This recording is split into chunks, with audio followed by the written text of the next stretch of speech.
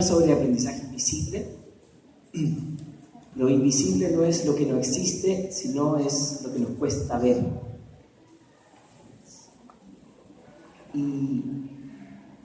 Y eso tiene que ver con una reflexión en torno a algunas cuestiones pendientes que creo yo están en el discurso de tecnología y educación que a veces no son tomadas suficientemente en consideración. Las exposiciones de la mañana fueron tremendamente provocadoras y me parece que los han dejado suficientemente aturdidos, espero, igual que como quedé yo, para poder seguir explorando en posibilidades. Sabemos mucho más de lo que podemos decir y decimos mucho más de lo que podemos escribir. Al traducirse el conocimiento en distintas plataformas y lenguajes, este se transforma, pero también pierde algunos de sus atributos.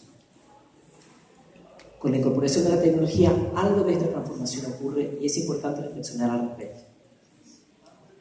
Las calificaciones, que hoy día tienen un boom muy importante, y pareciera que cada vez vemos más países con PhD, con empleos sobrevalorados, están sobrecalificados, me hace reflexionar en torno a cómo estamos repitiendo hoy algo que ocurrió en el siglo XIV y XV en Europa, que fue una etapa que se llamó de sobrecredencialización, una suerte por acumular y acumular títulos académicos. Y quiero arrancar con la presentación, con esta imagen de un maorí. Voy a hablar por un segundo de los maorís, porque me parece una cultura fascinante que nos puede ayudar a entrar en la discusión. ¿Alguien conoce a los maorís personalmente? ¿Le ha tocado ver a un maorí? Por ahí, algunos. Los maorís tienen algo fascinante. No, tienen varias cosas fascinantes. Tienen, por ejemplo, una muy bonita manera de saludarse. Cuando se saludan, se tocan nariz con nariz. Es algo precioso. Es un acto de paz. Cuando yo fui allá y me tocó estar con una comunidad maorí, no tuve tanta suerte como este señor maorí, sino que mi experiencia fue más o menos parecida a algo así. Fue menos emocionante, pero tuve la posibilidad de contactarme con un maorí. Voy a mostrarles un rapidísimo pincelazo de por qué los maorís son tan famosos.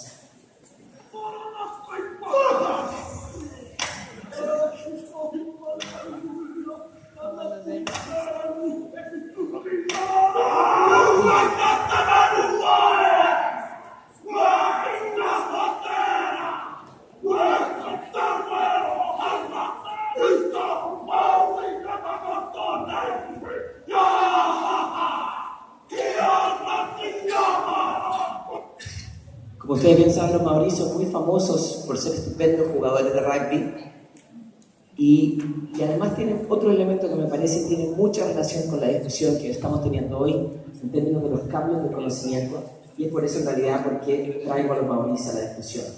Los maoríes imprimen en su rostro parte de su historia, imprimen, tatúan en su cuerpo lo que son, de dónde vienen y en qué son buenos. Sus principales características las dibujan y las trazan. Déjenme darles un ejemplo. Por ejemplo, aquí la 100 pone su estado civil y acá ponen el nivel de ranking de persona. Ponen también, incluyen cerca de los ojos de qué tipo de tribu son ellos, y sobre su boca tienen la firma de su jefe.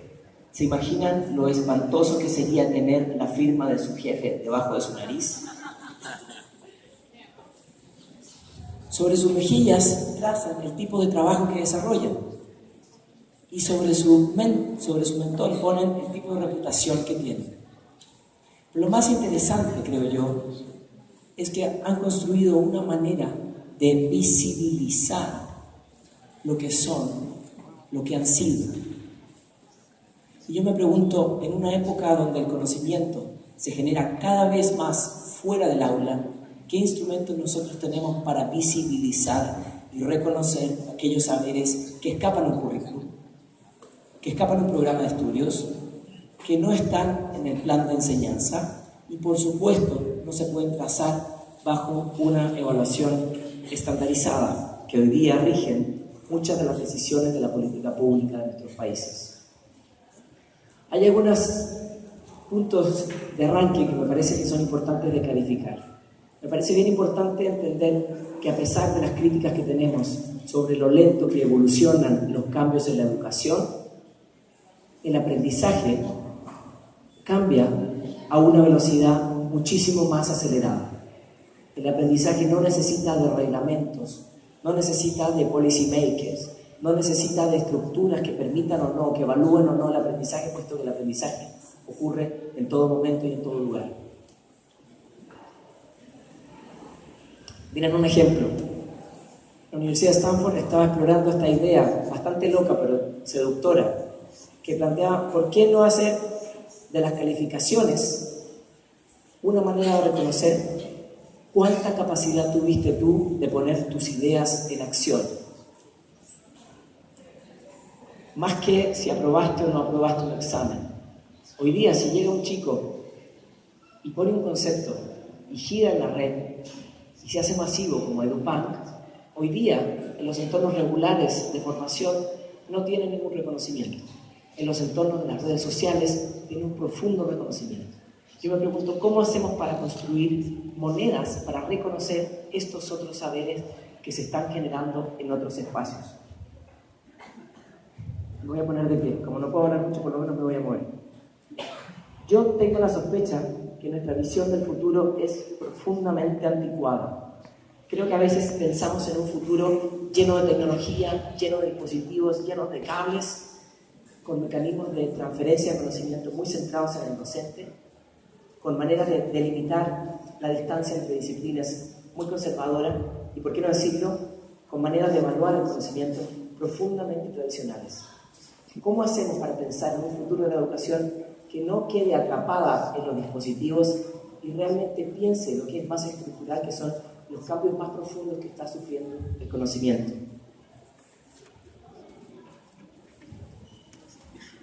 Algunas distinciones que me parecen importantes. Información y conocimiento no es lo mismo, y lo sabemos, pero las tecnologías son muy buenas para ayudarnos a gestionar la información. Y cuando hablamos de conocimiento, especialmente del conocimiento contextual y el conocimiento tácito, las tecnologías digitales son bastante inútiles o bastante limitadas. Decíamos que la educación tiene un tiempo para modificarse, que a veces tiene un ritmo glacial. El aprendizaje no. El aprendizaje ocurre en todo momento y en todo lugar y está en las personas y en su capital cultural el poder aprovechar y diseñar estrategias para aprender. Y por último, algo que me parece sustantivo en este encuentro de educación y tecnología, innovación y tecnología no es lo mismo. Las tecnologías no son disruptivas, las tecnologías nos pueden ayudar a amplificar modelos centrados en la transferencia de conocimiento. Y eso es lo que estamos viendo en muchísimas prácticas. Hace pocos días la OECD lanzó un estudio bastante crítico y duro, y yo creo que nos va a hacer bien esa remesón, que se llama Computers, Students and Learning, y lo que muestra es que las tecnologías no están generando cambios sustantivos en la manera que enseñamos y aprendemos. Por lo tanto, no hay que quedarse atrapado a eso. Y por último, pensando en los maorís, evaluar y validar o reconocer no es lo mismo.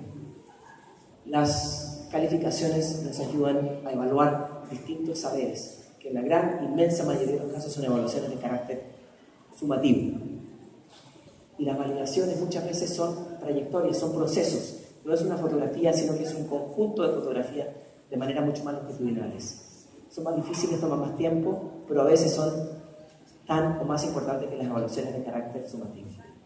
Entonces, cuando pensamos en innovación, hay que tener en cuenta mapas como este. No digo que este sea el único, pero mapas de innovación que sean 360 grados, que no solamente se centren en los dispositivos, sino que provoquen y seduzcan el conocimiento que ocurre fuera del aula, que exploren conocimientos que sean transdisciplinares, que busquen maneras de evaluación del docente al estudiante, del estudiante al docente, del estudiante con el estudiante, y que de alguna manera construyan puentes más grandes entre el aula y la vida real.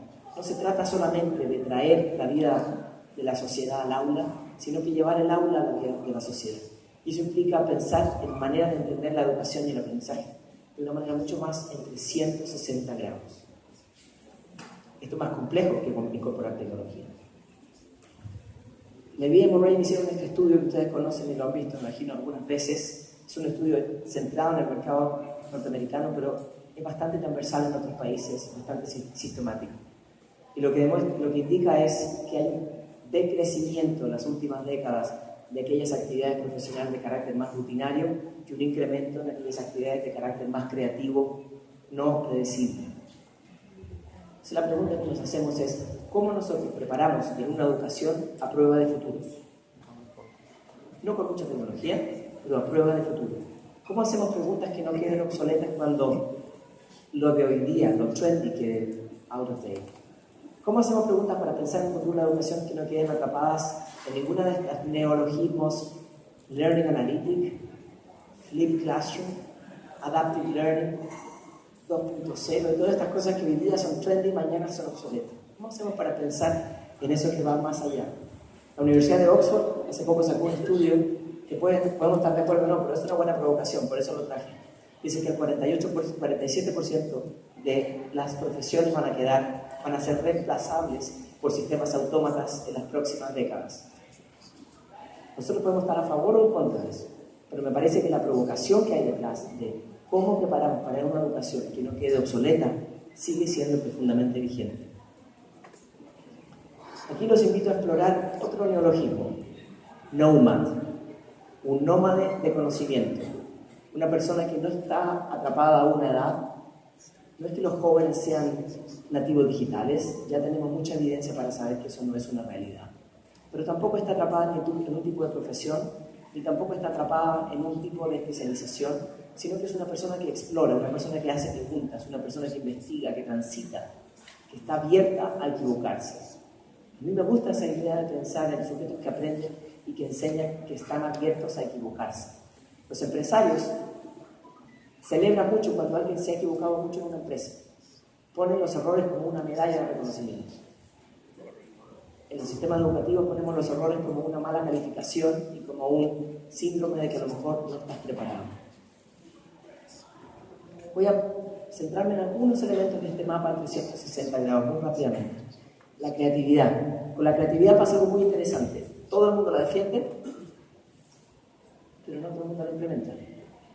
Todo el mundo dice que la creatividad es importante, pero a la hora de explorar, ¿por qué no incorporamos más la creatividad en el aula? Tenemos respuestas en estudios internacionales como falta presupuesto, la normativa nacional no lo permite, no tengo tiempo, que son respuestas bastante poco creativas, diría yo.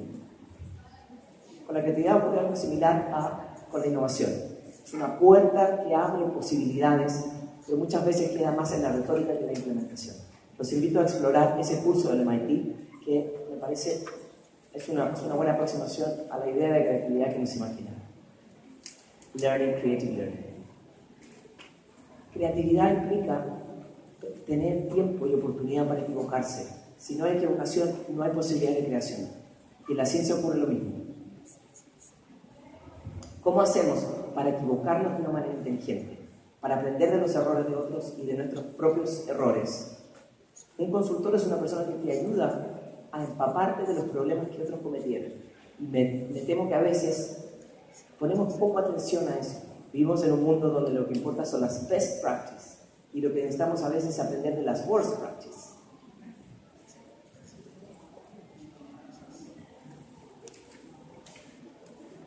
Dejo esa pregunta, ¿cómo incorporar el error como un elemento fundamental en el proceso creativo? Cuando vemos, por ejemplo, las taxonomías de Bloom y nos vamos a las competencias más complejas, están centradas en la creatividad, en la exploración. A mí no me interesa tanto que haya tanto consumo de información en Internet. Lo que me importa es la posibilidad de conectar esos conocimientos que están disponibles para generar nuevos saberes. Es un poco uno de los ejes de la idea del conectivismo, ¿no? ¿Cómo conectamos saberes, aunque vengan de distintas disciplinas, de distintos contextos, y nosotros generamos un plus? Yo creo que las universidades deberíamos poner más entusiasmo en el conocimiento creado, tanto el científico como el no científico, y no solamente con cuántos contenidos hemos puesto a disposición de nuestros estudiantes. La tecnología nos ha jugado una mala pasada, porque se ha robado parte de lo que ha implicado las posibilidades de innovación. Las grandes tendencias como MOOCs parecieran ser el único camino para explorar la innovación, y bien lo sabemos que no es así. Podemos ser profundamente creativos con muy poca tecnología.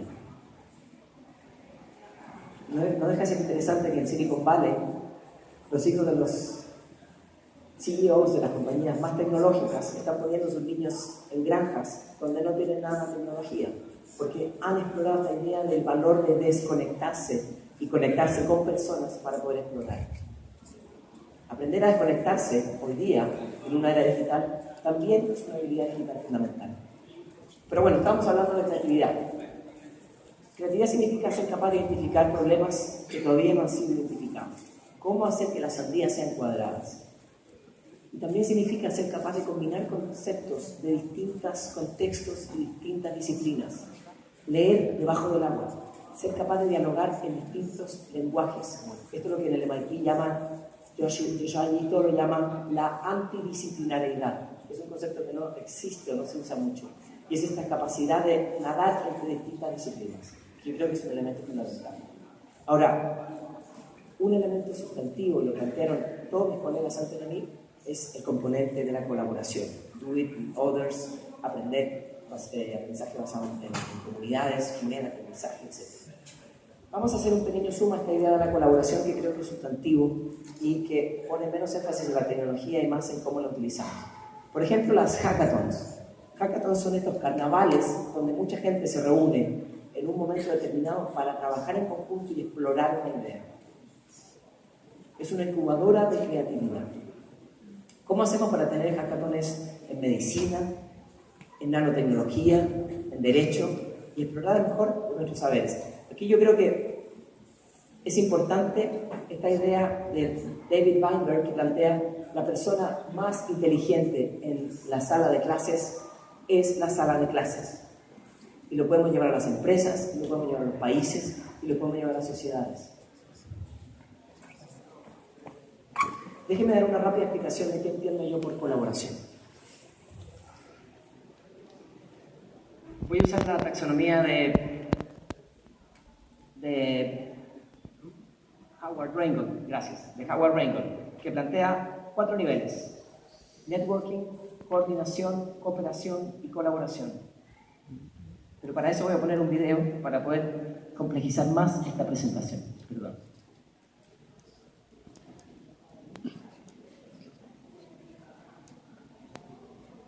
Hay un primer nivel de la colaboración que es estar en red.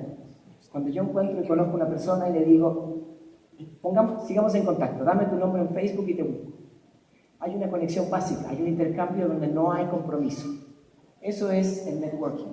El networking es condición para que haya colaboración, pero no es suficiente. En el networking no necesariamente hay confianza. Hay un segundo componente que es la coordinación, que es el capaz de articular, es el capaz de escuchar al otro y el capaz de negociar.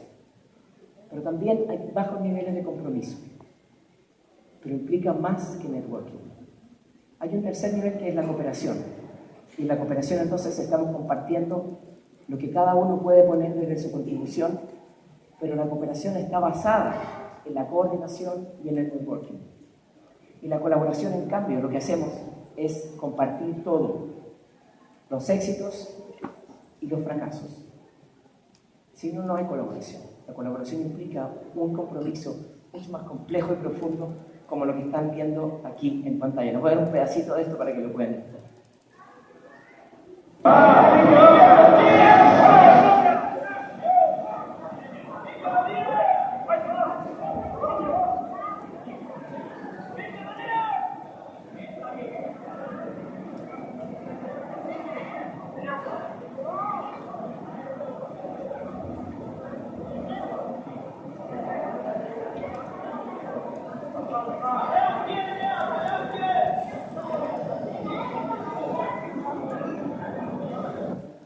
Sí saben cómo termina esto, ¿no? ¿Quieren ver el final o lo dejamos ahí?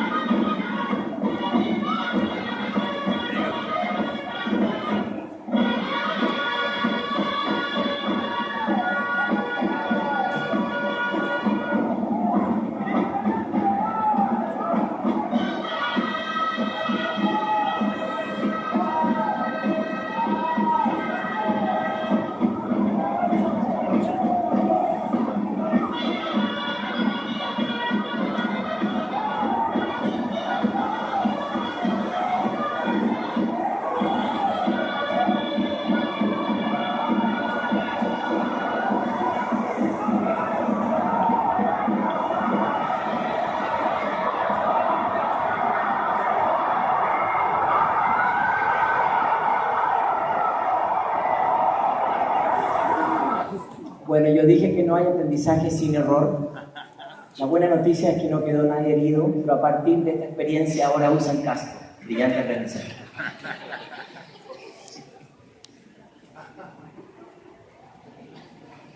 Quiero mostrar un ejemplo parecido de colaboración, pero ahora centrada en el tema que nos reúne hoy día, que es el aprendizaje. Un proyecto de Google que curiosamente ya la compañía decidió retirarlo, pero yo alcancé a atraparlo. Alcancé a atraparlo porque me parece interesante como experiencia de aprendizaje entre pares centrada en la experiencia y no en un aprendizaje formal.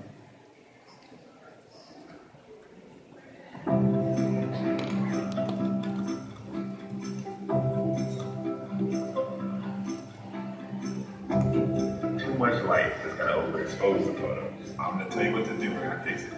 Now on the right side, I want you to look for the curved. See if you can soften your shoulders towards each other. Yeah, there you go. Put your middle finger on the second fret of the D string.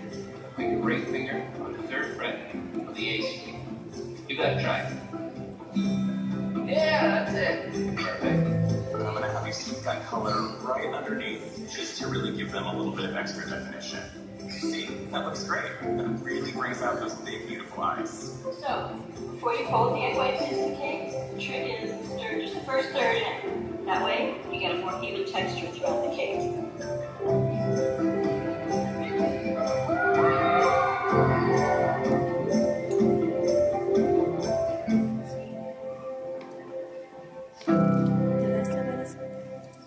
Este proyecto es bien interesante, no porque sea de Google, sino que es un proyecto que está basado en transferencia de conocimientos entre personas, donde lo que prima es la experiencia tácita que lo puedes poner en un libro.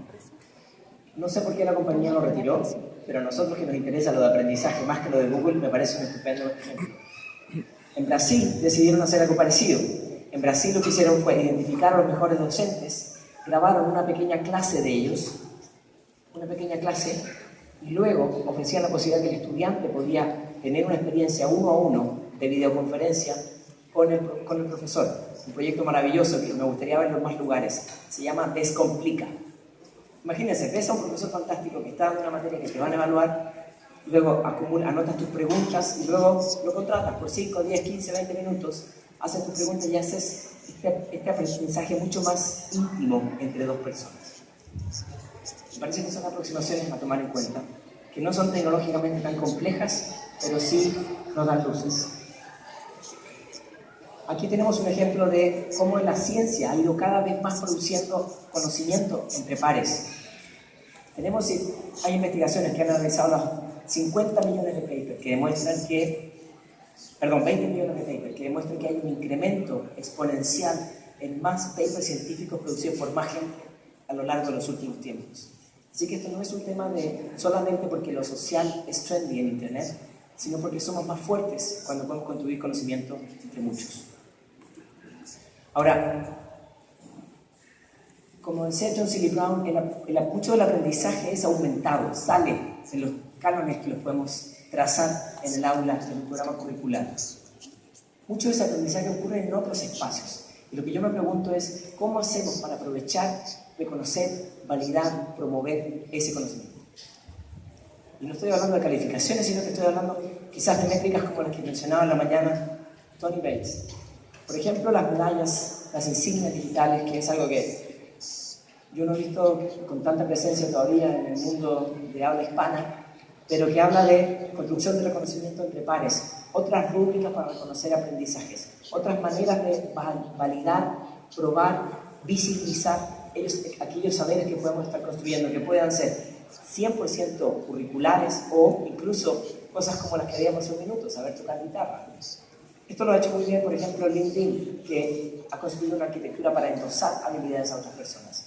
Y quienes me digan que esto no es serio, fíjense cuando una empresa está buscando un puesto de trabajo, lo primero que pide son las calificaciones o el currículum. Y ve el currículum, pero cuando ya pasó esa etapa, luego le dice, dame una carta de recomendación que es justamente esto, un endosamiento entre pares, que me parece que es algo que no hemos explorado con suficiente profundidad.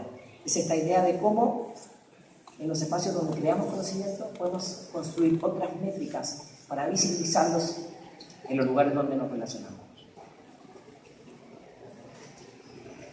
En el aprendizaje siempre ha existido esta tensión entre ¿para qué nos educan? Nos educan para aprender a ser, es más difícil decirlo en castellano que en inglés, ¿no? Que aprender a hacer. ¿Qué es lo importante? ¿Aprender a ser o aprender a hacer? Esta pregunta ha existido siempre y probablemente no tenga respuesta porque es ambas, ¿no? Ahora, sin querer pasar sobre este debate que me parece interesantísimo, creo que hoy día tenemos también que aprender a saber. En una época donde el valor del acceso al conocimiento ha cambiado, donde aprendemos en muchos otros lugares que no es el aula, ¿cómo hacemos para aprender a entender? ¿Cómo hacemos para aprender a conocer? Y eso implica una nueva ecología de aprendizaje. Eso implica una nueva ecología de cómo reconocer los saberes, que no solamente ocurren, como saben ustedes, en el aula, sino que ocurren en muchos otros lugares. Es un concepto que George Siemens sugiere, que a mí me parece muy provocativo y me gusta mucho, que es the network is the learning. La capacidad de construir red es donde está el verdadero conocimiento. Y esto en alguna medida es una respuesta a esto, que vivimos en una época donde el conocimiento abunda. Vivimos en una época donde Spotify, Amazon, Netflix nos ofrecen contenido de mucha calidad en un volumen que no somos capaces de administrar, no somos capaces de filtrar, de curar, de consumir, aunque nos encantaría. Ahora, esto no ocurre solamente en la industria mediática, ocurre también en la industria de la educación, donde existe una cantidad de datos de calidad fascinante que no da abasto a nuestra capacidad de comprensión. Entonces, el valor ya no está en el acceso, sino que en la curación, en la selección y en la conexión de saberes. Aquí no se ve muy bien, pero me parece que tan importante hoy día como hablar de pedagogía es hablar de edtagogía y esta capacidad de construir y diseñar tus propias rutas de aprendizaje que trasciendan el aula, que trasciendan un programa curricular. Esto tiene que ver con diseñar estrategias de aprendizaje para el aprendizaje a lo largo de la vida o el aprendizaje adulto. Voy a ir terminando con algunas ideas para tratar de centrar el debate. No alcanza mucho, ¿no? Aquí un pool de ideas para las preguntas y respuestas. Los sistemas educativos hoy día están perdiendo o están en un proceso de pretensión de ese monopolio de la credencialización de saberes, y hoy día esa credencialización se está diversificando. De la misma manera, el monopolio de la disseminación del conocimiento también está siendo producto de una profunda transformación. Creo yo porque muchas veces hemos puesto la tecnología sobre la pedagogía y de la misma manera hemos puesto demasiado énfasis en los contenidos sobre el cómo y para qué aprender. Me parece que no hemos sido lo suficientemente adaptables para reconocer los aprendizajes que ocurren en distintos contextos. Y de la misma manera, nuestras maneras de reconocer hoy día se siguen centrando en la acumulación, en la cantidad de horas que estás expuesto a algo y no necesariamente la puesta en marcha de ellos. Me parece que seguimos cometiendo el error que Paulo Freire criticaba tanto en los 60. Seguimos entendiendo al estudiante como un recipiente vacío que hay que llenarlo de contenidos de valor.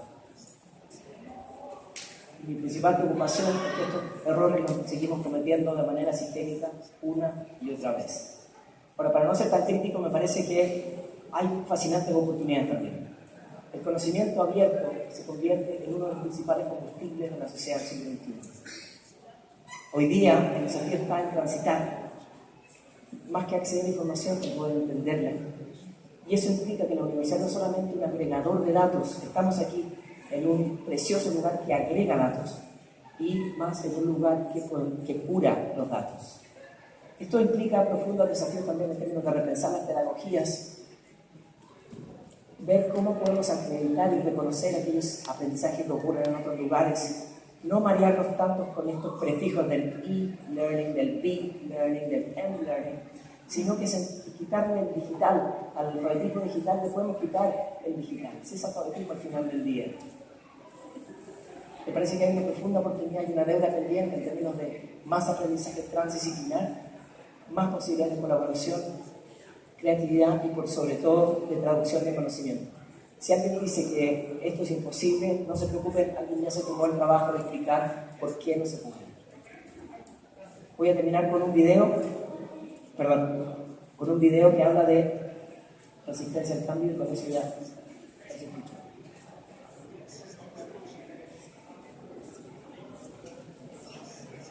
No, me dicen que ya se acaba el tiempo, así que lo vamos a dejar ahí. Muchas gracias.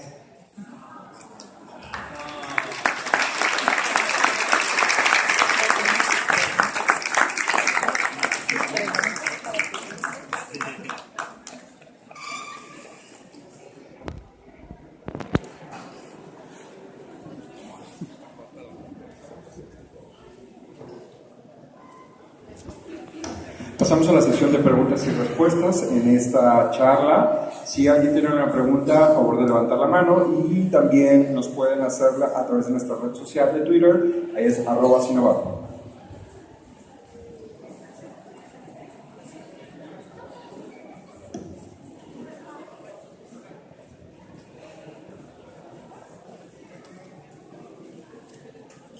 Agradecemos a nuestro invitado el día de hoy, el Dr. Christopher Cobol. Muchísimas gracias. E invitamos a la maestra Marisol a que haga entrega de un souvenir a nuestro invitado.